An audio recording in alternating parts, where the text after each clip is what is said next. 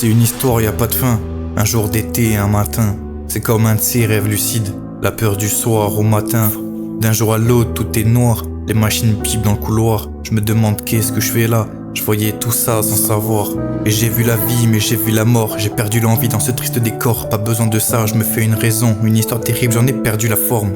Et tout ça, ça va pas m'aider. Quand les gens me regardent avec compassion. J'avais 13 ans, putain, j'étais alité. Puisqu'une envie de partir, c'était une tentation. Ça m'a mis les nerfs, je voulais pas de cette vie. Tous mes potes s'amusaient et moi non. Quand eux ils me voyaient comme un enfant fragile, moi je voulais être comme eux, c'était pas marrant. Quand je dis à tout le monde que tout ça s'est passé, quand je me mens à moi-même et je me dis que ça va.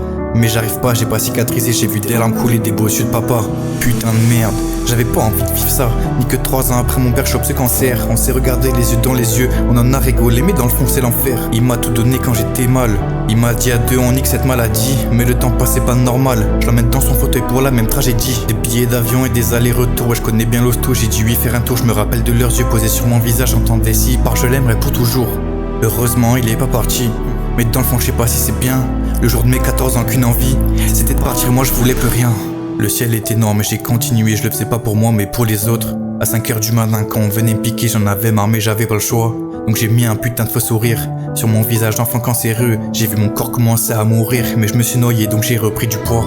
Et le matin je voulais pas me lever, à quoi bon se lever, j'en avais marre. J'en ai frappé des murs et je m'en suis fait des bleus, je rêvais de ma mort, c'était pas normal. Mais le pire c'est le regard des gens qui disent le petit il a quand même le sourire. Mais y'a personne qui sait, non y'a personne qui sait qu'au fond de sa tête il fait que souffrir.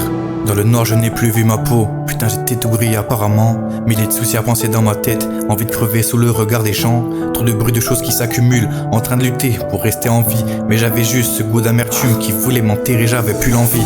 Et le soir je refais des cauchemars, je me dis peut-être que je l'ai mérité. Salle de bain de l'hôpital exutoire, j'ai vu que même mes cousins se sont inquiétés.